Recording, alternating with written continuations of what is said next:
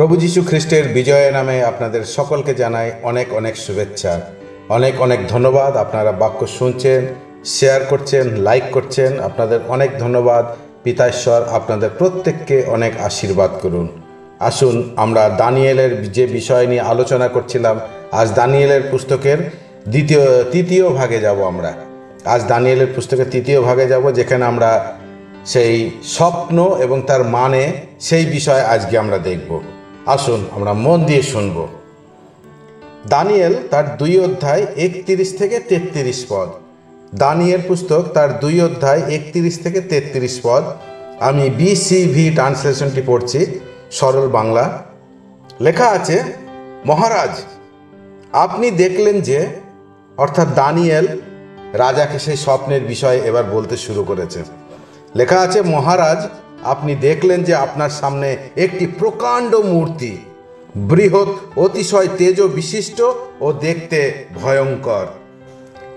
এরপরে দানিয়েল সেই মূর্তির ডিটেলসে আরও যাচ্ছে এবং সেই মূর্তিটি কেমন কি ছিল সেই বিষয়ে বলছে। লেখা আছে, মূর্তিটির মাথা ছিল বিশুদ্ধ সোনার, বুক ও বাহু রূপোর, পেট ও উরু পিতলের, পা দুটি লোহার আর পায়ের পাতা লোহা ও মাটি দিয়ে তৈরি ছিল। তাহলে এই মূর্তিটির মাথা কেমন ছিল? মূর্তিটির মাথা ছিল বিশুদ্ধ সোনার। আচ্ছা, মূর্তিটির বুক ও বাহু কেমন ছিল? মূর্তিটির বুক ও বাহু রূপোর ছিল, তাই না? তারপরে পেট ও উরু কেমন ছিল? পিতলের ছিল। আর পা দুটি কিসের ছিল? পা দুটি ছিল লোহার। আর পায়ের পাতা ছিল লোহা ও মাটি দিয়ে তৈরি ছিল। ঠিক আছে, তারপর কি হলো দেখুন। দানিয়েল পুস্তক তার 2 অধ্যায় 34 এবং 35 পদ আমি পড়ছি। আপনি যখন মূর্তিটির দিকে তাকিয়েছিলেন, দানিয়েল রাজাকে বলছেন, আপনি যখন মূর্তিটির দিকে তাকিয়েছিলেন তখন একটি বিরাট পাথরখণ্ড কাটা হলো, কিন্তু মানুষের হাত দিয়ে নয়, যা মূর্তিটির লোহা ও মাটি দিয়ে গঠিত পায়ের পাতায় আঘাত করে চূর্ণ করল। সেই পাথরখণ্ডটা কোথায় এসে আঘাত করলো? সেই মূর্তির পায়ের পাতা, যে পায়ের পাতাটা লোহা ও মাটি দিয়ে তৈরি ছিল। লেখা আছে, একটি বিরাট পাথরখণ্ড কাটা হলো, কিন্তু মানুষের হাত দিয়ে নয়, যা মূর্তিটির লোহা ও মাটি দিয়ে গঠিত পায়ের পাতায় আঘাত করে চূর্ণ করলো। তারপরে কি হলো? এরপরে লোহা, মাটি, পিতল, রূপো ও সোনা সব কিছুই কি হলো? চূর্ণ বিচূর্ণ হলো ও গ্রীষ্মকালে খামারের তুষের মতন গুঁড়ো হলো। বাতাস সেগুলি সব উড়িয়ে নিয়ে গেল, কিছুই পড়ে রইল না। কিন্তু ওই পাথরখণ্ডটি, যে পাথরখণ্ডে সে মূর্তিটাকে চূর্ণ বিচূর্ণ করেছিল, সেই পাথরখণ্ডের কথা বলা হয়েছে। কিন্তু ওই পাথরখণ্ডটি যেটি মূর্তিকে আঘাত করেছিল, ক্রমে এক বিশাল পাহাড়ে পরিণত হয়ে সারা পৃথিবী পূর্ণ করল। রাজা দেখলেন, এ তো একদম ঠিক বলেছে এই ছেলেটা আমার স্বপ্নের মানে এবং স্বপ্নের বিষয়। মানে এখনো বলিনি, স্বপ্নের বিষয় তো একদম ঠিক বলেছে। আসুন এবার আমরা এই স্বপ্নের কি মানে তা আমরা দেখব। দানিয়েল তার 2 অধ্যায় 37 পদ। এবার দানিয়েল মহারাজকে সেই স্বপ্নের মানের বিষয় বলছেন। স্বপ্ন তো বলে দিলেন, রাজা কি স্বপ্ন দেখেছিলেন। রাজা অবাক, কি করে বললো এবার দানিয়েল মহারাজকে স্বপ্নের মানে বলছে। লেখা আছে, মহারাজ আপনি রাজাদের রাজা, স্বর্গের ঈশ্বর আপনাকে আধিপত্য ও শক্তি, প্রতাপ ও মহিমা দিয়েছেন। আচ্ছা, স্বর্গের ঈশ্বর রাজাকে কেন আধিপত্য, শক্তি, প্রতাপ ও মহিমা দিয়েছেন? তিনি তো একটা পরজাতি রাজা ছিলেন। স্বর্গের ঈশ্বর এই জন্যই তাকে আধিপত্য, শক্তি, প্রতাপ ও মহিমা দিয়েছিলেন, যেন জেরুজালেমের লোকেদের শিক্ষা দিতে পারে। জেরুজালেমের লোকেদের শিক্ষা দেওয়ার জন্য, জেরুজালেমের লোকেদের বুদ্ধি ও শিক্ষা দেওয়ার জন্য ঈশ্বর রাজাকে আধিপত্য, শক্তি, প্রতাপ ও মহিমা দিয়েছেন। দানিয়েল তার 2 অধ্যায় 38 পদ দেখবে এবার আমরা। এমনকি তিনি সমস্ত মানব জাতি, মাঠের পশু ও আকাশের পাখি আপনার অধীন করেছেন, তাদের সকলের উপরে আপনাকে কর্তৃত্ব দিয়েছেন। সেই সোনার মাথা হলেন আপনি। অর্থাৎ মূর্তিটির মধ্যে যে সোনার মাথা দেখানো হয়েছে, সেই সোনার মাথাকে রাজা নবুখদ্নেসর নিজেই। এই মূর্তির সোনার মাথা হলেন মহারাজ আপনি নিজেই। কে সোনার মাথা? বাবিলের রাজা নবুখদ্নেসর। আচ্ছা, সেই সময়কার বাবিল এখন কোন দেশ? এখন হচ্ছে ইরাক দেশ, তাই না? আচ্ছা, এই পৃথিবীতে বাবিলের রাজা কোন সময় রাজত্ব করতেন? আমরা দেখি খ্রিস্টের জন্মের 606 থেকে 536 খ্রিস্টপূর্বাব্দে, অর্থাৎ 70 বছর এই পৃথিবীতে বাবিলের রাজ্য ছিল। পিতা ঈশ্বর জিরোমীয় ভাববাদীর মাধ্যমে কি বলেছিলেন? তোমরা যেহেতু আমার কথা শোনোনি, আমি উত্তর দিকের সমস্ত জাতিকে ও আমার দাস ব্যাবিলনের রাজা নবুখাদনেজারকে ডেকে পাঠাবো, যে তোমাদের 70 বছর বন্দি বানিয়ে বাবিলে রাখবে। পিতা ঈশ্বর অনেক অনেক আগে থেকেই 70 বছর তাদের রাজত্ব নির্ধারণ করে রেখেছিলেন এবং সেই বিষয়ে জিরোমীয়কে তিনি বলে রেখেছিলেন। এই পৃথিবীর উপর বসবাসকারী লোকেরা মন দিয়ে শুনবেন, খুব মন দিয়ে শুনবেন। গুগলে টাইপ করে দেখুন এই পৃথিবীতে ব্যাবিলনের রাজত্বের সময় কতদিন ছিল। উত্তরে আপনি পাবেন 70 বছর, 606 বিসি থেকে 536 বিসি পর্যন্ত। কিন্তু ইতিহাসে তা ঘটার আগেই সর্বশক্তিমান ঈশ্বর তা বাইবেলে লিখে রেখেছেন। হালেলুয়া, পিতা ঈশ্বরের গৌরব হোক। আচ্ছা, আসুন তারপরে কি হলো সেটা আমরা দেখব। দানিয়েল 2:39 পদ, আপনার পর আরেকটি রাজ্য আসবে, তবে তা আপনার থেকে নিকৃষ্ট হবে। তারপর তৃতীয় এক রাজ্য পিতলের তৈরি জগতে আধিপত্য করবে। এই মূর্তির এক একটি অঙ্গ, যা সোনা, রূপো, তামা, লোহা, মাটি দিয়ে তৈরি, সেগুলি হলো এক একটি রাজ্য এই পৃথিবীর উপরে। একথা দানিয়েল রাজাকে বোঝাচ্ছেন। এখন আপনারা আমাকে বলুন, সোনার উপর থেকে দামি না সস্তা? দামি, তাই তো? হ্যাঁ, তাই। আর রাজার পরে যে রাজ্য আসবে তা রাজার থেকে ছোট হবে। কত আশ্চর্য ঈশ্বর আমাদের! এরপরে এই পৃথিবীতে কোন রাজ্য শুরু হবে তা দেখানোর জন্য ঈশ্বর কি করলেন? স্বর্গ থেকে আঙুল পাঠিয়ে দিলেন, যা দেওয়ালে লিখে জানিয়ে দিয়েছে। কত আশ্চর্য, না? এই পৃথিবীতে এরপর এই রাজ্যের শুরু হতে চলেছে। পরমেশ্বর ঠিক যেমনভাবে আঙুলের মাধ্যমে লিখে জানিয়েছেন, ঠিক সেইভাবেই সেই রাজ্যের শুরু হয়েছে। কোন রাজ্য ছিল এই দ্বিতীয় রাজ্য? কিছুদিন পরে নবুখাদনেছর রাজার মৃত্যুর পরে তার ছেলে রাজা হলো। তার ছেলের নাম কি ছিল? বেলশৎসর। এই বেলশৎসর কার ছেলে ছিলেন? নবুখাদনেছর রাজার। রাজার মৃত্যুর পরে তার ছেলে বেলশৎসর রাজা হলেন। বেলশৎসর রাজা হওয়ার পর কি করলেন? একটা বড় ভোজের আয়োজন করলেন। রাজা হয়ে গেছে, একটা বড় পার্টি তো করতেই হবে, তাই না? রাজা একটা বড় ভোজের আয়োজন করলেন। সব কিছুই ঠিকঠাক চলছিল একদম। কিন্তু সেই বড় ভোজের মধ্যে হঠাৎ রাজা একটা খুব বড় ভুল করে ফেললেন। কি ভুল করলেন? আসুন দেখি। 5 অধ্যায় 1 এবং 2 পদ আমি পড়ছি। লেখা আছে, রাজা বেলশৎসর 1000 বিশিষ্ট ব্যক্তিদের জন্য এক মহাভোজ দিলেন ও তাদের সঙ্গে কি করলেন? তাদের সঙ্গে দ্রাক্ষারস পান করলেন। এই পর্যন্ত সবকিছু ঠিকঠাক ছিল। সবাইকে ভোজের নিমন্ত্রণ দিয়েছে, এক জায়গায় এসেছে, তাদের সঙ্গে একসঙ্গে এসে ভোজে খাবার দাবার খাচ্ছে, দ্রাক্ষারস পান করছে। এ পর্যন্ত সব ঠিকঠাক আছে। খাও দাও, চুপচাপ থাকো, সব ঠিকঠাক আছে। কিন্তু কি হলো? রাজা কি করলো? 2 পদ, বেলশৎসর যখন দ্রাক্ষারস পান করছিলেন, তিনি আদেশ দিলেন সেই সব সোনার উপর পাত্র সেখান থেকে আনা হয়েছিল। কোথা থেকে আনা হয়েছিল? যেগুলো তার বাবা নবুখাদনেছর জেরুসালেম মন্দির থেকে নিয়ে এসেছিলেন, যেন রাজা ও তার বিশিষ্ট ব্যক্তিগণ ও তার পত্নী উপপত্নীগণ সকলে সেই সব পাত্রে দ্রাক্ষারস পান করতে পারে। বেলশৎসর দ্রাক্ষারস পান করতে করতে কি আজ্ঞা দিলেন? আমার বাবা নেবুখাদনেছর জেরুসালেম মন্দির থেকে নিয়ে এসেছিলেন, সেগুলো সব নিয়ে এসো, সেই পাত্রগুলো, সোনার পাত্রগুলো, যেন রাজা ও তার বিশিষ্ট ব্যক্তিগণ, তার পত্নী ও উপপত্নীগণ সকলে সেই সব পাত্রে দ্রাক্ষারস পান করতে পারে। দ্রাক্ষারস পান করতে করতে রাজার বুদ্ধি কি হলো? ভ্রষ্ট হলো, যেটা স্বাভাবিক। অহংকার এলো তার মনের মধ্যে। যাও, সব সোনার পাত্রগুলো নিয়ে এসো, যেগুলো আমার বাবা জেরুসালেম থেকে নিয়ে এসেছে। তারপরে কি হলো?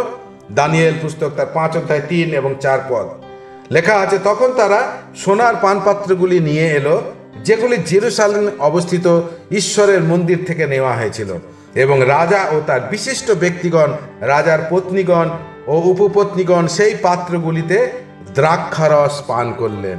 ঈশ্বরের মন্দির থেকে আনা পাত্রে তারা দ্রাক্ষারস পান করলো। এ পর্যন্তও সব কিছু ঠিকঠাক আছে। দ্রাক্ষারস খেয়েছো, এবার যে যার চুপচাপ থাকো, সব কিছু খাওয়া দাওয়ার পর যে যার ঘরে চুপচাপ চলে যাও। কিন্তু তারা কি করলো? 4 পদ, তারা দ্রাক্ষারস পান করতে করতে সোনা, রূপো, পিতল, লোহা, কাঠ ও পাথরের দেবতাদের জয়গান করলেন। কোন দেবতাদের? সোনা, রূপ, পিতল, লোহা, কাঠ ও পাথরের দেবতাদের জয়গান করলেন। এখন আপনারাই বলুন, ঈশ্বরের ক্রোধ হবে কি না? এবার দেখুন কি হলো।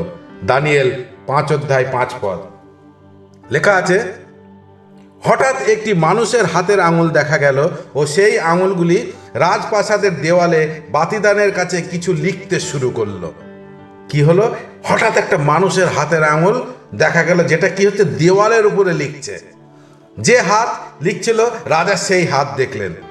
রাজা কি দেখলেন? একটা হাতের আঙুল দেখা গেল ও সেই আঙুলগুলি রাজপ্রাসাদের দেওয়ালে বাতিদানের কাছে কিছু লিখতে শুরু করলো। তারপর কি হলো দেখুন, দানিয়েল 5 অধ্যায় 6 এবং 7 পদ। রাজার মুখ বিবর্ণ হয়ে উঠল ও রাজা এতটাই ভীত হলেন যে তার পা দুর্বল হয়ে উঠল এবং তার হাঁটু কাঁপতে লাগলো। রাজা ভয় থরথর করে কাঁপছে। এ কি হলো? একটা হাত কোথা থেকে এসে দেয়ালের উপরে এসব কি লিখছে? এ কি ভয়ঙ্কর বিষয়! রাজা চিৎকার করে মায়াবী, জ্যোতিষী ও গণকদের ডেকে পাঠালেন। তিনি ব্যাবিলনের সেই সব জ্ঞানীদের বললেন, এই লেখাগুলি যে পড়তে পারবে ও আমাকে এর মানে বলতে পারবে, তাকে বেগুনি রঙের রাজ পোশাক পরানো হবে, গলায় সোনার হার পরানো হবে এবং তাকে রাজ্যের তৃতীয় উচ্চতম শাসক করা হবে। এই লেখাগুলো যে পড়ে তার মানে বলতে পারবে। কিন্তু কি হলো? তারা কি সেই লেখা পড়ে তার মানে বলতে পেরেছিল? না, কেউ বলতে পারেনি। দানিয়েল 5 অধ্যায় 8 পদ। তখন রাজার সকল জ্ঞানী ব্যক্তিরা এগিয়ে এলো, কিন্তু কেউ সেই লেখা পড়তে পারলো না বা রাজাকে তার মানেও বলতে পারলো না। রাজার নেশা তো আগেই কেটে গেছিল, ভয়ে ঠকঠক করে কাঁপছে। এখন সেখানে উপস্থিত সকল ব্যক্তিদের নেশাও কেটে গেছে, এক ভয়ের ছায়া সেখানে নেমে এসেছে, সবাই আতঙ্কিত। সেই সময় মহারানী এই সমস্ত ঘটনার কথা শুনে সেখানে আসলেন এবং রাজাকে কি বললেন দেখুন কি লেখা আছে।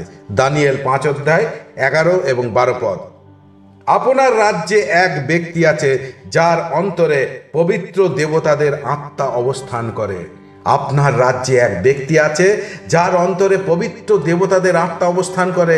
আপনার বাবার রাজত্বকালে তার মধ্যে দেবতাদের ন্যায় অন্তর্দৃষ্টি, বুদ্ধিমত্তা ও জ্ঞানের পরিচয় পাওয়া গিয়েছিল।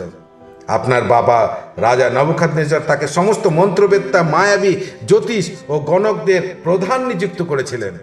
আপনার বাবা এই কাজ করেছিলেন কারণ দানিয়েলের, যাকে রাজা কি নাম দিয়েছিলেন? বেল্টশৎসর নাম দিয়েছিলেন, যার মধ্যে গভীর চিন্তা ভাবনা, জ্ঞান, বোধ শক্তি, এমনকি স্বপ্নের মানে বুঝিয়ে বলার ক্ষমতা, ধাঁধা বুঝিয়ে বলা ও কঠিন সমস্যার সমাধান করার দক্ষতা ছিল। আপনি তাকে ডেকে পাঠান এবং তিনি এই লেখার মানে আপনাকে বুঝিয়ে দেবেন। তখন রাজা দানিয়েলকে ডেকে নিয়ে আসার আজ্ঞা দিলেন। তাড়াতাড়ি তাকে আমার কাছে নিয়ে এসো। দানিয়েল এসে রাজার সামনে দাঁড়িয়েছে। রাজা এখন তাকে বলছে, দানিয়েল, আমি এমনও শুনেছি, লেখা আছে 5 অধ্যায় 16 পদ, আমি এমনও শুনেছি যে তুমি রহস্য ব্যাখ্যা করতে পারো ও কঠিন সমস্যার সমাধান করতে পারো। যদি তুমি এই লেখাটি পড়তে পারো ও আমাকে তার মানে বলতে পারো, তাহলে তোমাকে বেগুনি রঙের রাজ পোশাক পরানো হবে, গলায় সোনার হার পরানো হবে এবং রাজ্যের তৃতীয় উচ্চতম শাসক হিসাবে তোমাকে নিযুক্ত করা হবে। রাজা ড্যানিয়েলকে বললেন। দানিয়েল সেই লেখাটির দিকে দেখলো এবং রাজাকেও দেখলো এবং রাজাকে দেখে কি বলল? দানিয়েল 5 অধ্যায় 17 পদ। দানিয়েল কি বলল দেখুন। তখন দানিয়েল রাজাকে উত্তর দিলেন, আপনার উপহার আপনার নিজের কাছেই রাখুন।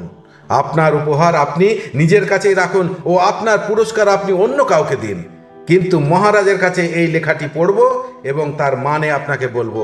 তারপর কি হলো দেখুন। দানিয়েল 5 অধ্যায় 23 থেকে 28 পদ।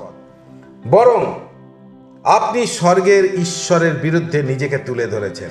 রাজাকে দানিয়েল বলছে, আপনি স্বর্গের ঈশ্বরের বিরুদ্ধে নিজেকে তুলে ধরেছেন। ঈশ্বরের মন্দির থেকে আনা পবিত্র পাত্রগুলিতে আপনি আপনার বিশিষ্ট ব্যক্তিগণ, আপনার পত্নীগণ ও উপপত্নীগণ দ্রাক্ষারস পান করেছেন। রূপ, সোনা, পিতল, লোহা, কাঠ ও পাথরের দেবতাদের, যারা দেখতে, শুনতে বা বুঝতে পারে না।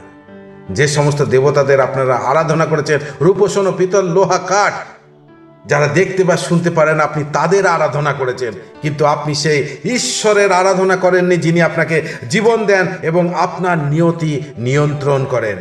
24 পদ।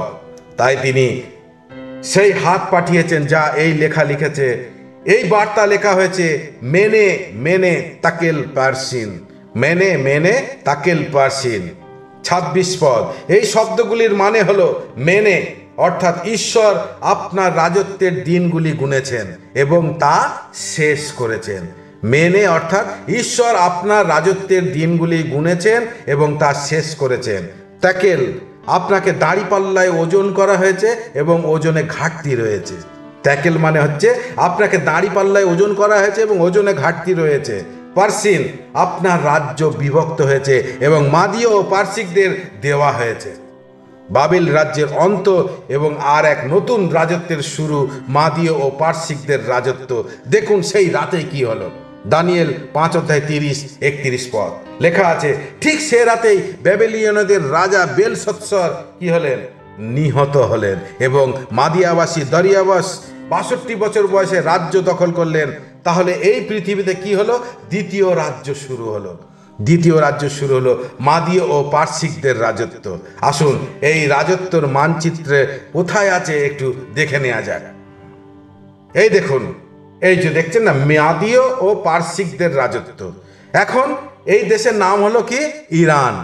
ইরানের উপরের ভাগ হলো মাদীয় এবং নিচের ভাগ হলো পার্সিক। মেডিয়া অ্যান্ড পার্সিয়ান এই দুই রাজা একসাথে হয়ে পৃথিবীতে রাজত্ব করেছে। 1935 সালে ইরান নাম হয়েছে, অর্থাৎ 89 বছর আগে পার্সিয়া থেকে ইরান নাম হয়েছে, তার আগে ইরান নাম ছিল না। তাহলে এই পৃথিবীতে দ্বিতীয় রাজ্য কোন রাজ্য? মাদীয় ও পার্সিকদের রাজত্ব। ইরানের উপরের ভাগ মাদীয় এবং নিচের ভাগ কি? পার্সিক। সর্বশক্তিমান ঈশ্বর যেভাবে স্বর্গ থেকে হাতের আঙুল পাঠিয়ে লিখে দিয়েছিলেন, ঠিক সেইভাবেই এই রাজত্বের শুরু হয়। মাদীয় রাজা ছিলেন দারিয়াবাস এবং পার্সিকদের রাজা ছিলেন কোরাস। এই দুজনে মিলে পৃথিবীতে কত বছর রাজত্ব করেছিলেন আপনি কি জানেন? 206 বছর। কবে থেকে? 536 বিসি থেকে 330 বিসি পর্যন্ত, মোট 206 বছর। 536 বিসি থেকে 330 বিসি পর্যন্ত মোট 206 বছর মাদীয় রাজা দারিয়াবাস এবং পার্সিকদের রাজা কোরস এই পৃথিবীতে রাজত্ব করেছিলেন। এখন আপনি গুগলে টাইপ করে দেখেন এই পৃথিবীতে বাবিল রাজত্ব শেষ হবার পর মাদীয় ও পার্সিকদের রাজত্ব কবে শুরু হয়েছিল এবং তা কত বছর ছিল। এই পৃথিবীর সকল লোকেরা মন দিয়ে শুনুন। হ্যাঁ, এই পৃথিবীর সকল লোকেরা মন দিয়ে শুনুন। গুগল এবং ইতিহাসের পাতায় লেখার আগেই সর্বশক্তিমান ঈশ্বর তা বাইবেলে লিখে রেখেছেন। হালেলুয়া, পিতা ঈশ্বরের গৌরব হোক। সকলে মন দিয়ে শুনুন, এই পৃথিবীর সকল লোকেরা শুনবেন। বাইবেল কোনো গল্পের বই নয়, বাইবেল কোনো গল্পের বই নয়, বাইবেল ইতিহাস। ইতিহাস মানে কি? যে সমস্ত ঘটনা হয়ে গেছে সেগুলি লিপিবদ্ধ করা রাখা হয়েছে, তাই তো? আর সেটা ইতিহাস। কিন্তু বাইবেল যে সমস্ত ঘটনা হয়ে গেছে সেগুলো নয়, বরং যে সমস্ত ঘটনা ভবিষ্যতে হবে তা লিখে রেখেছে। হালেলুয়া, পিতা ঈশ্বরের গৌরব হোক। সকলে পিতা ঈশ্বরকে ধন্যবাদ দিন। ধন্যবাদ প্রভু, ধন্যবাদ প্রভু। সকলে মন দিয়ে শুনবেন, সকলে মন দিয়ে শুনবেন, খুব মন দিয়ে শুনবেন। বাইবেল ইতিহাস থেকে আসেনি, বাইবেল ইতিহাস থেকে আসেনি, ইতিহাস এসেছে বাইবেল থেকে। ইতিহাস এসেছে কোথা থেকে? বাইবেল থেকে। হালেলুয়া, বুঝতে পেরেছেন? বাইবেল ইতিহাস থেকে আসেনি, ইতিহাস বাইবেল থেকে এসেছে। বাইবেল ইতিহাস থেকে আসেনি, ইতিহাস এসেছে বাইবেল থেকে। তাহলে এখন বলুন, এই পৃথিবীতে রাজত্ব করছে, প্রথম রাজত্ব কি? প্রথম রাজত্ব ছিল বাবিলের রাজ্য, তাই তো? কে রাজা ছিল? নবুখাদনেস্বর। কত বছর? 70 বছর। 606 বিসি থেকে 536 বিসি পর্যন্ত। এবার বলুন, এই পৃথিবীতে রাজত্ব করেছে দ্বিতীয় রাজ্য কি? মাদীয় ও পার্সিক রাজ্য। কোন রাজ্য ছিল? মাদীয় ও পার্সিক রাজ্য। কে রাজা ছিল? দারিয়াবাস ও কোরস রাজা।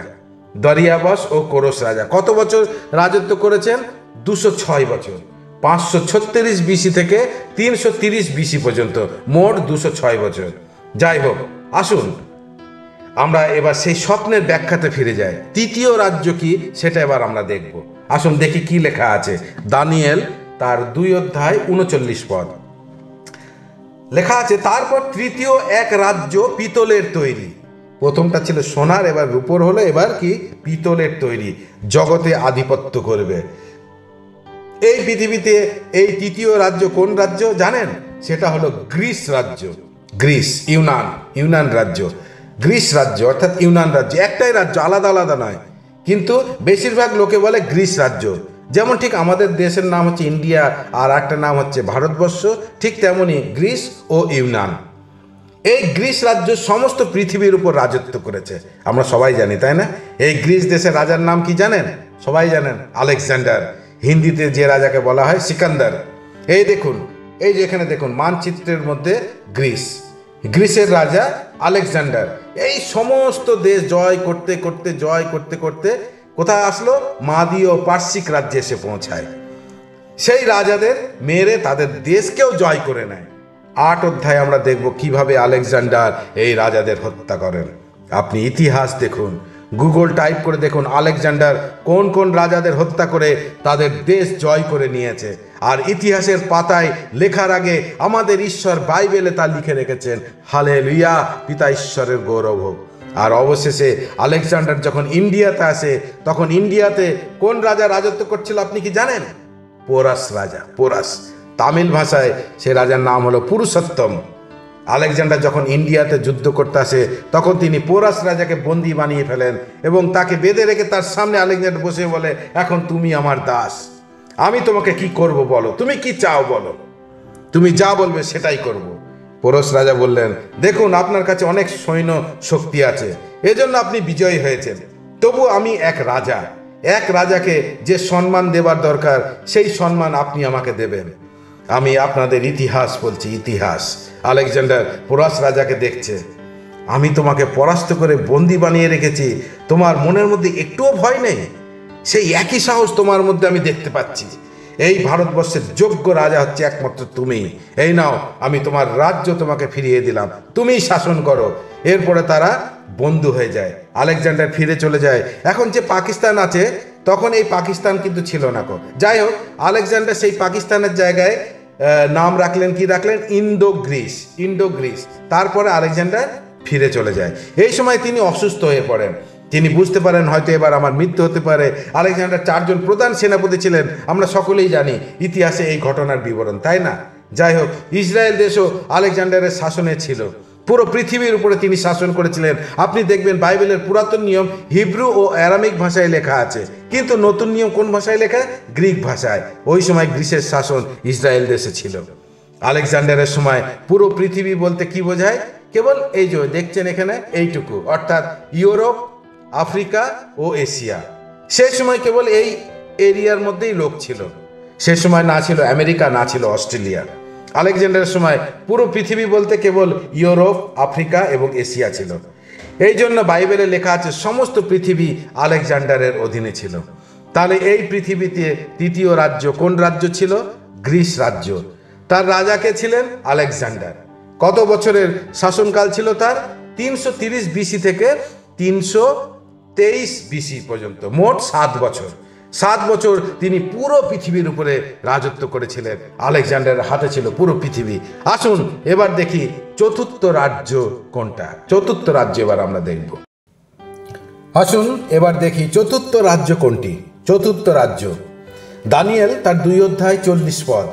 দানিয়েল তার 2 অধ্যায় 40 পদ লেখা আছে, অবশেষে চতুর্থ এক রাজ্য আসবে, তা হবে লোহার মতো কঠিন। অর্থাৎ চতুর্থ যে রাজ্য আসবে সে লোহার মতন কঠিন হবে। লেখা আছে লোহা যেমন সমস্ত কিছু চূর্ণ করে ও পিষে ফেলে, তেমনি এই রাজ্য আগের সব রাজ্যগুলিকে চূর্ণ করবে ও পিষে ফেলবে।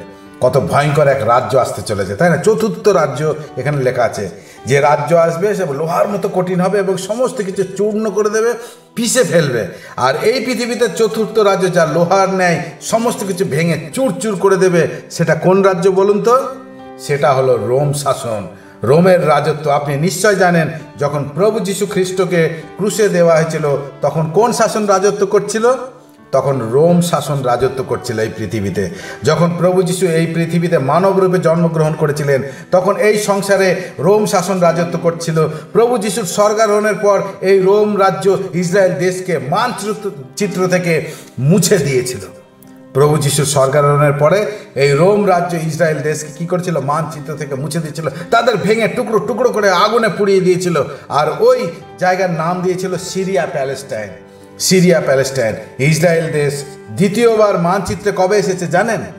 মাত্র 76 বছর আগে। মাত্র ৭৬ বছর আগে এই পৃথিবীর মানচিত্রে ইসরায়েল দেশ আবার এসেছে। ১৯৪৮ সালে ইসরায়েল আবার পুনর্গঠন হয়। কিভাবে আবার ইসরায়েল দেশ পুনর্গঠন হয় এই বিষয়ে ঈশ্বর কি বলেছিলেন, যখন আপনি বাইবেল থেকে দেখবেন আপনি আশ্চর্য হয়ে যাবেন। পিতা ঈশ্বর ব্যাবিলনে এই বিষয়ে জিহিজকেল ভাববাদীকে আগে থেকেই বলে দিয়েছিলেন। কি বলেছিলেন জানেন? জিহিজকেল, ইহুদিদের আমি এই দুনিয়ার সমস্ত জায়গা থেকে আবার একত্রিত করব, তাদের নিজেদের দেশে আমি আবার তাদের নিয়ে আসব, পৃথিবীর সমস্ত দেশ থেকে।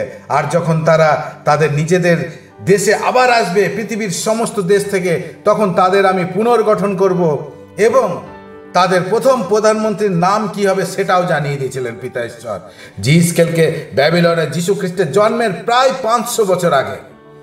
আর পিতা ঈশ্বর ঠিক যেমন বলেছিলেন জিহিজকেল ভাববাদীকে, ঠিক সেভাবেই ইসরায়েল আবার পুনর্গঠন হয়েছিল এবং সেই নামের প্রথম প্রধানমন্ত্রী তাদের হয়েছিল আজ থেকে ৭৬ বছর আগে ১৯৪৮ সালে।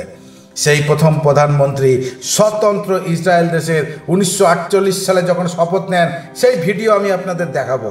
এবং ঈশ্বরের বাক্য তিনি যা বলেছিলেন যীশু খ্রিস্টের জন্মের ৫০০ বছর আগে জিহিজকেলকে যা বলেছিলেন তা আমি আপনাদের পাশাপাশি রেখে দেখাবো। তখন আপনারা আশ্চর্য হয়ে যাবেন কত মহান আমাদের ঈশ্বর, কত মহান ও আশ্চর্য আমাদের পিতা ঈশ্বর, এবং তার প্রতিটি বাক্য যা আজ আমাদের চোখের সামনে আমরা পূর্ণ হতে দেখছি। যাই হোক, এই পৃথিবীতে চতুর্থ রাজ্য কোন রাজ্য? রোমান রাজ্য, যা লোহার ন্যায় এই পৃথিবীতে শাসন করেছিল। তাদের রাজ্য এই পৃথিবীতে কতদিনের ছিল? এখানে দেখুন, এই যে 63 BC থেকে 395 AD পর্যন্ত মোট 458 বছর রোমান সরকার এই পৃথিবীতে শাসন করেছে। মোট কত? 458 বছর। 63 BC থেকে 395 AD। বিসি মানে কি? বিসি মানে হচ্ছে বিফোর ক্রাইস্ট, তাই না? আমরা সকলেই জানি, অর্থাৎ খ্রিস্টের জন্মের আগে, সেটা হচ্ছে 63। আর এডি হলো রোমানদের ভাষা, ল্যাটিন ভাষা, অ্যানোডোমিনি, তার মানে হলো খ্রিস্টের জন্মের পর। অর্থাৎ যীশু খ্রিস্টের জন্মের 63 বছর পূর্ব থেকে যীশু খ্রিস্টের জন্মের 395 বছর পর্যন্ত মোট 458 বছর রোমান সরকার এই দেশে রাজত্ব করেছে এই পৃথিবীতে। আপনি জানেন আজও এই ভারতবর্ষে রোমান লেটার্স ব্যবহার করা হয়, যা বাইবেলের এক সাক্ষ্য হয়ে আজও রয়েছে। হালেলুয়া, পিতা ঈশ্বরের গৌরব। ওকে, আমরা এখন পঞ্চম রাজ্যের বিষয়ে দেখব, যে রাজ্যে আমরা বসবাস করছি। আপনি আশ্চর্য হয়ে যাবেন। আজ আমরা পঞ্চম রাজ্যের বিষয় এখন দেখব। আমরা প্রথমে একটা একটা করে সমস্ত রাজ্যের বিষয়ে দেখলাম এবং চতুর্থ রাজ্য রোম রাজ্যের বিষয়ে আমরা দেখলাম। এখন আমরা আসুন পঞ্চম রাজ্যের বিষয়ে দেখব। আপনি আশ্চর্য হয়ে যাবেন। দেখুন কি লেখা আছে, দানিয়েল পুস্তক 2 অধ্যায় 41 পদ। আপনি যেমন দেখছেন, দানিয়েল বলছে মহারাজকে, 41 পদ, আপনি যেমন দেখেছেন মূর্তিটির পায়ের পাতা ও আঙুলগুলি লোহা ও মাটি মিশিয়ে তৈরি, সেইরূপ এটি বিভক্ত রাজ্য হবে, অথচ লোহার মতো কিছুটা শক্ত হবে, কেননা আপনি দেখেছিলেন লোহার সঙ্গে মাটি মিশানো ছিল। এই পঞ্চম রাজ্য কেমন? মূর্তিটির পায়ের পাতা ও আঙুলগুলি লোহা ও মাটি মিশিয়ে তৈরি, সেইরূপ এটি একটি বিভক্ত রাজ্য। লোহা মানে কোন রাজ্য ছিল? রোমান রাজ্য। আর মাটি আলাদা রাজ্য।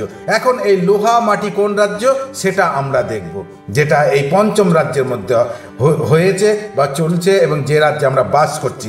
আমরা সবাই এখন এই পঞ্চম রাজ্যের মধ্যে আছি।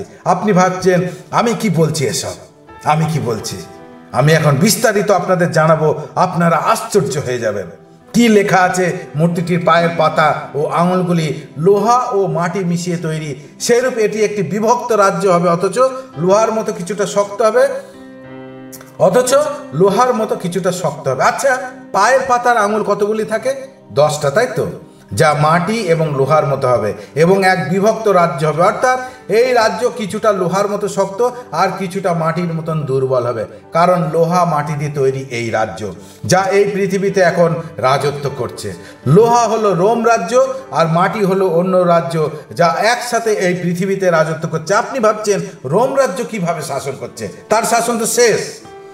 1957 সালে 1957 সালে অর্থাৎ আজ থেকে 67 বছর আগে 6টা ইউরোপিয়ান দেশ একসাথে কোথায় এসেছিল? রোমে এসে একটা সংস্থান শুরু করেছে, যার নাম হলো ইইউ অর্থাৎ ইউরোপিয়ান ইউনিয়ন। 1957 সালে অর্থাৎ আজ থেকে 67 বছর আগে 6টা ইউরোপিয়ান দেশ একসাথে রোমে এসে একটা সংস্থান শুরু করেছে, যার নাম হলো ইউরোপিয়ান ইউনিয়ন, ইইউ। কোথায় আছে দেখুন, এখন আমি আপনাকে বলছি। এই দেখুন, 6টা ইউরোপিয়ান দেশ কবে রোমে এসেছিল? 1957 সালে, আজ থেকে 67 সাল আগে। যখন এই সংস্থা শুরু হয়েছিল তখন এই সংস্থার নাম ছিল ইইসি অর্থাৎ ইউরোপিয়ান ইকোনমিক কমিউনিটি, অর্থাৎ ইউরোপিয়ান ইকোনমিক কমিউনিটি। কিন্তু তারপরে তারা সেই নাম চেঞ্জ করে দিয়েছে, এখন নাম রাখা হয়েছে ইইউ অর্থাৎ ইউরোপিয়ান ইউনিয়ন, ইউরোপিয়ান ইউনিয়ন। যখন শুরু হয়েছিল তখন মাত্র কটা দেশ ছিল? 6টা দেশ। মন দিয়ে শুনবেন ভালো করে, যখন শুরু হয়েছিল তখন মাত্র 6টা দেশ ছিল। তারপরে ধীরে ধীরে একটা একটা করে দেশ এই ইউরোপিয়ান ইউনিয়নের সাথে যুক্ত হতে শুরু করে এবং যখন 10টা দেশ একসাথে যুক্ত হয়ে যায় তারপরে তারা একটা সিদ্ধান্ত নেয়। 10টা দেশ একসাথে যুক্ত হয়ে যাওয়ার পরে তারা একটা নির্ণয় নেয়, যে কি নির্ণয়? সেই নির্ণয় হলো এখন থেকে এই 10 দেশ মিলে এই সংগঠন চালাবে বা এই সংগঠনে থাকবে, অর্থাৎ মেন যে অথরিটি পাওয়ার সেটা এই 10টি দেশ মিলে চালাবে।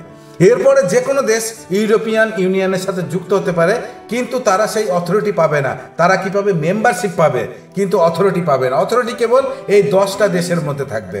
এখন ইউরোপিয়ান ইউনিয়নে কটা দেশ যুক্ত হয়েছে জানেন? 29টা দেশ যুক্ত হয়েছে, কিন্তু অথরিটি কেবল 10টা দেশের কাছে আছে, অর্থাৎ 10 + 19, 10 + 19 = 29। 10টি দেশের কাছে রয়েছে অথরিটি চালানোর অধিকার, 19টি দেশ মেম্বারশিপ নিয়েছে। 10টি দেশ যাদের কাছে অথরিটি হলো তারা হলো লোহা, এবং 19টি দেশ যারা মেম্বারশিপ নিয়ে রেখেছে তারা হলো মাটি। লোহা ও মাটি পায়ের পাতা। সর্বশেষে কে জয়েন করেছে জানেন? নিশ্চয় জানেন, ইউক্রেন। এই দুটো মিলে লোহা এবং মাটির 10 + 19, 29 দেশ মিলে এখন পৃথিবীতে শাসন চালাচ্ছে। ইউরোপিয়ান ইউনিয়নের হিস্ট্রি কেন এত গুরুত্বপূর্ণ, আসুন সে বিষয়ে আমরা দৃষ্টিপাত করব। এখন আমাদের উপরেও তাদের শাসন আছে। আপনি ভাবছেন কীরকম ভাবে? আপনি কি জানেন আপনাদের প্রত্যেকজনের উপরে এই অথরিটি কার্যকারী? 1992-তে নাম পরিবর্তন করে হয়েছে ইউরোপিয়ান ইউনিয়ন, তার আগে নাম ছিল ইউরোপিয়ান ইকোনমিক কমিউনিটি। 1992 থেকে নাম পরিবর্তনে করে কি নাম রাখা হয়েছে? European union. মূল অথরিটি কার কাছে আছে? 10টি দেশের কাছে আছে, এবং বাকি 19টা দেশ মেম্বারশিপ নিয়েছে। যে কোনো দেশ মেম্বারশিপ নিতে পারে, কিন্তু মূল অথরিটি থাকবে 10টি দেশের কাছে। এই 10টি দেশ হলো লোহা এবং বাকি দেশ হলো মাটি। WEU অর্থাৎ western European union, western European union. আপনি গুগলে টাইপ করলে এই 10টি দেশের নাম পেয়ে যাবেন যাদের কাছে আছে মূল অথরিটি। আর ইইউ অর্থাৎ European union, European union type করলে আপনি 29টা দেশের নাম পাবেন। আসুন এখন আমরা দেখব ইউরোপিয়ান ইউনিয়নের সত্তা ভারতবর্ষে কিভাবে কাজ করছে। আসুন একটু দেখি। করোনার আগে আপনি যদি ড্রাইভিং লাইসেন্স নিয়ে থাকেন তাহলে সেখানে লেখা আছে গভর্নমেন্ট অফ ইন্ডিয়া। আরেকবার, আর করোনার পরে যদি আপনি লাইসেন্স নিয়ে থাকেন, সে লাইসেন্স আপনি 2 হুইলার 3 হুইলার 4 হুইলার যে কোনো লাইসেন্স নিয়ে থাকেন, তাহলে কিন্তু সেখানে গভর্নমেন্ট অফ ইন্ডিয়া লেখা পাবেন না। আপনি কি লেখা আছে? ইউনিয়ন অফ ইন্ডিয়ান, নয়তো ইন্ডিয়ান ইউনিয়ন। ইউরোপিয়ান ইউনিয়নের নাম আপনার পকেটে চলে এসেছে। আপনি একবার চেক করে দেখুন, যদি করোনার পর 2 কিংবা 3 কিংবা 4 হুইলারের কোনো লাইসেন্স নিয়ে থাকেন তাহলে দেখুন সেখানে কি লেখা আছে, ইউনিয়ন অফ ইন্ডিয়ান, আর না হলে ইন্ডিয়ান ইউনিয়ন, এই লেখা দেখতে পাবেন।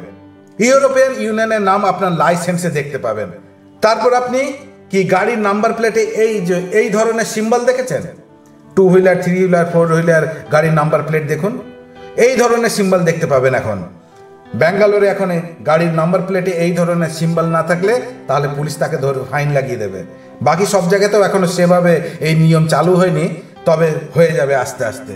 আচ্ছা, এটা কিসের সিম্বল বলুন তো? এটা হচ্ছে ইউরোপিয়ান ইউনিয়নের পতাকার চিহ্ন, তাদের ঝান্ডার চিহ্ন। ইউরোপিয়ান ইউনিয়নের নাম আমাদের পকেটে চলে এসছে, ইউরোপিয়ান ইউনিয়নের পতাকার চিহ্ন আপনার গাড়ির নাম্বার প্লেটে চলে এসেছে। কেবল ভারতবর্ষে নয়, শ্রীলঙ্কা, মালয়েশিয়া গিয়ে দেখুন, ওখানেও ঠিক একইভাবে দেখতে পাবেন। কিছু মুসলিম কান্ট্রিতে গিয়ে দেখুন, সেখানেও দেখতে পাবেন। আমেরিকার কিছু জায়গাতে গিয়ে দেখুন, সেখানেও দেখতে পাবেন। ইউরোপিয়ান কান্ট্রিতেও বেশিরভাগ দেশে আপনি দেখতে পাবেন। যাই হোক, এই ইউরোপিয়ান ইউনিয়নের টার্গেট কি সেই বিষয়ে আপনি কি জানেন? এদের মূল টার্গেট হলো new world order. New world order মানে কি? এক রাজা। এই নিউ ওয়ার্ল্ড অর্ডারের মানে হচ্ছে এক রাজা, এক ভাষা, এক ধর্ম এবং এক অর্থ ব্যবস্থা হবে। এক রাজা হবে, এক ভাষা হবে, এক ধর্ম হবে এবং এক অর্থ ব্যবস্থা হবে। ওয়ান কিং কে হবে বলুন তো? Anti Christ. ঠিক বলেছেন, অ্যান্টি ক্রাইস্ট, যে খুব শীঘ্রই আসছে প্রকাশ্যে। আসুন দেখি বাইবেলে কি লেখা আছে এই বিষয়ে। প্রকাশিত বাক্য দেখব আমরা। যীশু খ্রিস্টের প্রকাশিত বাক্য, তার 13 অধ্যায় 7 এবং 8 পদ। আমি BERV ট্রান্সলেশনটি পড়ছি। লেখা আছে, ঈশ্বরের পবিত্র লোকদের সঙ্গে যুদ্ধ করতে ও তাদের পরাস্ত করবার ক্ষমতা তাকে দেওয়া হলো। ঈশ্বরের পবিত্র লোক কারা, আমি সেটাও আপনাদের এখন বলবো। এবং কাকে দেওয়া হলো? সেই অ্যান্টি ক্রাইস্টকে দেওয়া হলো। লেখা আছে, ঈশ্বরের পবিত্র লোকদের সঙ্গে যুদ্ধ করতে ও তাদের পরাস্ত করবার ক্ষমতা তাকে দেওয়া হলো। আর জগতের সমস্ত বংশ, লোক সমাজ, ভাষা ও জাতির উপর কর্তৃত্ব করবার ক্ষমতাও তাকে দেওয়া হলো। শুধু ঈশ্বরের পবিত্র লোকের উপর নয়, জগতের সমস্ত বংশ, লোক সমাজ, ভাষা ও জাতির উপর কর্তৃত্ব করার ক্ষমতাও তাকে দেওয়া হলো। কাকে ক্ষমতা দেওয়া হলো? অ্যান্টি ক্রাইস্টকে। আর পবিত্র লোক কারা? যারা প্রভুর গুপ্ত আগমনে প্রভুর সঙ্গে যেতে পারবে না, কারণ তারা প্রভুকে জানার পরেও তাদের জীবন প্রভুর সাথে তেমনভাবে ছিল না। প্রভু ছিল দ্বিতীয় স্থানে, তাদের জীবনে প্রথম স্থানে কি ছিল? তারা ব্যস্ত ছিল মোবাইলে খারাপ খারাপ বিষয় দেখা, খারাপ খারাপ আলোচনা করা, সিনেমা, সিরিয়াল, নেশা, বিড়ি, তাম্বাকু, মদ, সিগারেট, খৈনি, গাঁজা, court case, police case, loan, ধোকাধাড়ি, ব্যভিচার, এইসব কাজে তারা ব্যস্ত ছিল। এইসব কাজে তারা ব্যস্ত ছিল, তাই তারা প্রভুর সাথে যেতে পারেনি তার গুপ্ত আগমনে। কম্পিউটার তাদের আলাদা করে দেখিয়ে দেবে কোথায় আছে এরা, আর তাদের উপরে হবে ভয়ঙ্কর ভয়ঙ্কর অত্যাচার। এছাড়াও জগতের সমস্ত বংশ, লোক সমাজ, ভাষা ও জাতির উপর কর্তৃত্ব করার ক্ষমতাও কাকে দেওয়া হয়েছে? অ্যান্টি ক্রাইস্টকে দেওয়া হয়েছে। ইনি হচ্ছেন সেই এক রাজা যার শাসন খুব শীঘ্রই শুরু হতে চলেছে। একই ভাষা, একই ভাষা। আপনি কি জানেন সেটাও হয়ে গেছে? আপনি হয়তো ভাবছেন কিভাবে সেটা হলো, তাই না? কিভাবে হলো? হ্যাঁ, সেটা হলো ডিজিটাল ল্যাঙ্গুয়েজ, অর্থাৎ নাম্বার, ডিজিটাল নাম্বার। কি নাম্বার? আধার নাম্বার। ভারতবর্ষে আধার নাম্বার। আপনি কি জানেন পুরো দুনিয়াতে নম্বর দেওয়া হয়ে গেছে? পুরো দুনিয়াতে নম্বর দেওয়া হয়ে গেছে। মাত্র এই 15 বছরের মধ্যে সমস্ত কাজগুলো সম্পন্ন হয়েছে। মাত্র 15 বছরের মধ্যে আপনাকে যে নাম্বার দেওয়া হয়েছে সেটাই এখন আপনার নাম। আপনার আধার নাম্বার আপনার এখন পরিচয়। আপনি এখন যে কোনো কাজে, যেখানেই যান না কেন, কেউ আপনার নাম জিজ্ঞাসা করবে না, আপনার ঠিকানা জিজ্ঞাসা করবে না, সিধা আপনার আধার নাম্বার জিজ্ঞাসা করবে। সেই আধারের কপি চাইবে আপনার কাছ থেকে। আপনার আধার নাম্বার কি সেটা জানতে চাইবে। আপনি কি জানেন এইভাবেই পুরো দুনিয়াতে নাম্বার দেওয়া হয়েছে। ওয়ার্ল্ডের সমস্ত দেশে এইভাবেই নাম্বার দেওয়া হয়েছে। আমি এখন আপনাকে একটা লিস্ট দেখাবো, কোন দেশে কিভাবে নাম্বার দেওয়া হয়েছে, কবে দেওয়া হয়েছে, কি সে নাম্বার দেওয়া হয়েছে, পুরো দুনিয়ার লিস্ট আমি এখন আপনাকে দেখাতে চাই, তাহলে আপনি বুঝতে পারবেন। এই দেখুন, এই দেখুন পুরো দুনিয়ার নাম্বার কিভাবে দেওয়া হয়েছে, কোন বছরে তা দেওয়া হয়েছে। এখানে দেখুন, এখানে দেখুন প্রথম লিস্ট, দ্বিতীয় লিস্ট, 5টা লিস্ট আছে আমার কাছে সমস্ত দেশ। এখানে ইন্ডিয়ার নামও আছে। ইন্ডিয়াতে কি হয়েছে? আধার নাম্বার।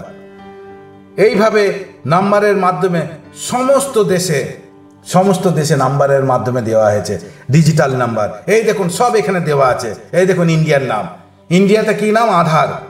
বাকি দেশে আলাদা আলাদা কিন্তু নাম্বার দেওয়া হয়েছে। 15 বছরের মধ্যে এই সমস্ত ঘটনা হয়েছে। আর এটাই হচ্ছে ডিজিটাল ল্যাঙ্গুয়েজ। এখন যে কোনো দেশেরই হোক না কেন, যে ভাষারই হোক না কেন, এখন সবাই এই নাম্বার পড়তে পারবে। ডিজিটাল নাম্বার হয়ে গেছে, সবাই নাম্বার পড়তে পারবে। আর এটাই হচ্ছে এক ভাষা। এবার দেখুন এক ধর্ম। আপনি কি জানেন সেটাও রেডি? পুরো দুনিয়া এক ধর্ম স্বীকার করার জন্য প্রস্তুত। খ্রিস্টের জন্মের 2000 বছর পর এই দেখুন দুনিয়ার সমস্ত ধার্মিক নেতারা এক জায়গায় এসেছে। কেন জানেন? ওয়ান ওয়ার্ল্ড রিলিজিয়ান স্থাপন করার জন্য। মুসলিম দেশ আবুধাবিতে এই দেখুন মুসলিমদের জন্য মসজিদ, খ্রিস্টানদের জন্য চার্চ এবং ইহুদিদের জন্য সিনাগগ তৈরি। এই দেখুন হেড অফিস, সেটা পুরো দুনিয়ার জন্য ওয়ান ওয়ার্ল্ড রিলিজিয়ানের হেড অফিস, যার ওপেনিং অলরেডি হয়ে গেছে 16 ফেব্রুয়ারি 2023 সালে। এখন চালু আছে ওয়ান ওয়ার্ল্ড রিলিজিয়ান এর হেড অফিস। এটাকে বলা হয় আব্রাহামিক ফ্যামিলি হাউস। আচ্ছা কেন বলুন তো এই নাম দেওয়া হয়েছে আব্রাহামিক ফ্যামিলি হাউস? এই তিনটে ধর্মেই আব্রাহামকে মানে, জিহুদিরাও মানে, খ্রিস্টানরাও মানে, মুসলিমরাও মানে। এই তিনটি ধর্মেই আব্রাহামের সঙ্গে যুক্ত আছে। এই জন্য এই নাম দেওয়া হয়েছে আব্রাহামিক ফ্যামিলি হাউস। এক ধর্ম রেডি হয়ে গেছে। আমি তো একটু সামান্য কিছু এই বিষয়ে আপনাদের বললাম, আপনি গুগলে টাইপ করে দেখতে পারেন, সেখানে বিস্তারিত সমস্ত খবর পেয়ে যাবেন। যাই হোক, আমাদের দেশের প্রধানমন্ত্রী নিউ ওয়ার্ল্ড অর্ডার জয়েন করার বিষয়ে ঘোষণা করেছিলেন কিছুদিন আগে পার্লামেন্টে। মনে পড়ে? আমাদের দেশের প্রধানমন্ত্রী নিউ ওয়ার্ল্ড অর্ডার জয়েন করার জন্য ঘোষণা করেছিলেন। আমি কেন আপনাকে এসব কথা বলছি? কারণ বাইবেলে কি লেখা আছে, দানিয়েলের পুস্তকে পরিষ্কারভাবে সে বিষয়ে উল্লেখ আছে। দানিয়েল পুস্তক 5 অধ্যায় 21 দ্বিতীয় ভাগে দেখুন কি লেখা আছে।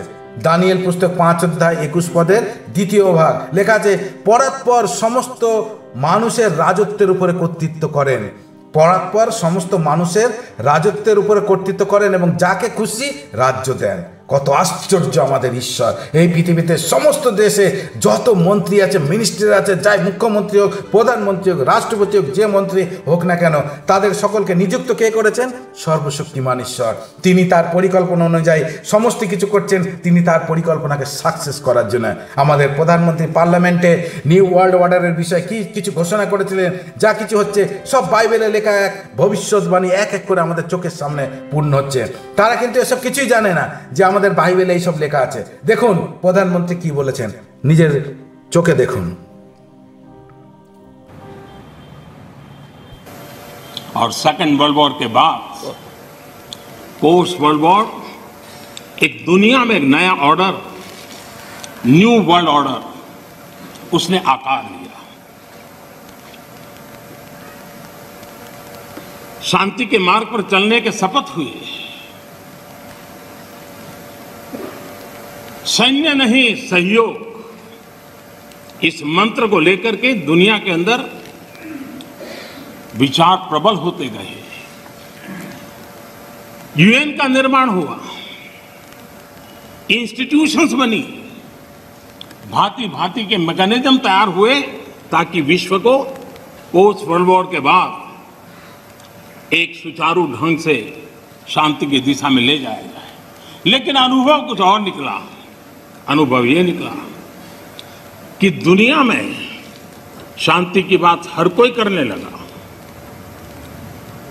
पोस्ट वर्ल्ड वॉर शांति की बातों के बीच भी हर कोई जिसकी ताकत थी अपनी सैन्य शक्ति बढ़ाने लगा।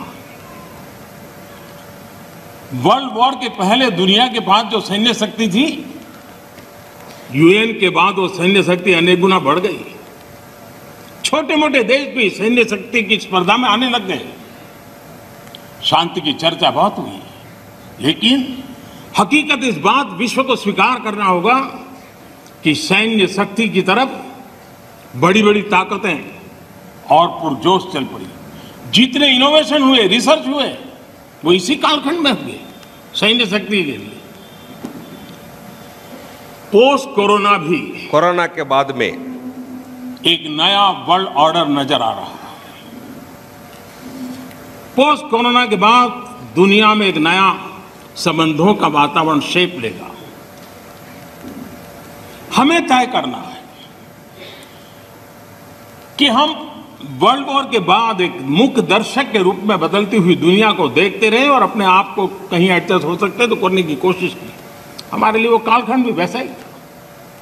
लेकिन आज पोस्ट कोरोना के बाद में जो नया वर्ल्ड ऑर्डर तैयार होगा, और होना ही है, किस रूप का होगा, कैसा होगा, कौन उसको इनिशिएट करेगा, वो तो वक्त बताएगा।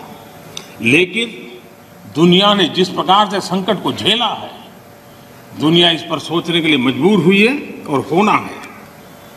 ऐसी स्थिति में भारत विश्व से कट करके नहीं रह सकता। भारत एक कोने में गुजारा नहीं कर सकता। हमें भी एक मजबूत प्लेयर के रूप में उभरना होगा, लेकिन सिर्फ जनसंख्या के आधार पर हम दुनिया में अपनी मजबूती का दावा नहीं कर पाएंगे। वो एक ताकत है, लेकिन इतनी ताकत मात्र से नहीं चलता है। नए वर्ल्ड ऑर्डर में भारत को अपनी जगह बनाने के लिए भारत को सशक्त होना पड़ेगा, समर्थ होना पड़ेगा, और उसका रास्ता है आत्मनिर्भर भारत। এছাড়া 9 সেপ্টেম্বর 2023 দিল্লিতে G20 মিটিং হয়েছিল, সেটাও আপনারা নিশ্চয়ই জানেন। সেই বিষয়ে শুনেও থাকবেন, দেখেও থাকবেন নিউজ চ্যানেলে, যেখানে পুরো দুনিয়ার লিডার যারা তারা এসেছিলেন। ইউরোপিয়ান ইউনিয়নের প্রেসিডেন্ট এসেছিলেন, 29টি দেশের প্রেসিডেন্ট এসেছিলেন। এই মিটিংয়ের মূল উদ্দেশ্য কি ছিল জানেন? এই মিটিংয়ের মূল উদ্দেশ্য কি ছিল G20-র? এই দেখুন কি লেখা আছে, তাদের থিম কি ছিল? One earth, one family and one future. এই মিটিংয়ের মূল উদ্দেশ্য ছিল, তাদের প্রধান থিম ছিল one earth, one family and one future. অর্থাৎ এই পৃথিবীকে একই রাজার হাতে দেওয়ার জন্য পুরো দুনিয়া একদম প্রস্তুত, রেডি। এরপরের ভিডিওতে আমি বাকি বিষয়ে আলোচনা করব। আজ এই পর্যন্ত থাক। পিতা ঈশ্বর আপনাদের সকলকে আশীর্বাদ করুন এবং তার রাজ্যের জন্য প্রস্তুতি নিতে আপনাদের প্রত্যেককে সাহায্য করুন। মনে রাখবেন, আমরা একদম শেষ সময়ের মধ্যে দিয়ে চলছি, শেষ সময়ের মধ্যে দিয়ে চলছে। এরপরে আমরা যখন আরও গভীর আলোচনার মধ্যে ঢুকবো, সেখানে আপনি বিষয়টি দেখতে পাবেন। আমি আর বড় করতে চাই না ভিডিওটি। আপনারা এটা দেখুন, অন্যকেও শেয়ার করুন এবং পরবর্তী ভিডিওর অপেক্ষায় থাকুন। প্রার্থনা করবেন যেন সুন্দরভাবে আমি সেই ভিডিও আপনাদের কাছে প্রস্তুত করতে পারি। পিতা ঈশ্বর আপনাদের প্রত্যেককে প্রচুর প্রচুর আশীর্বাদ করুন। জয় যিশু।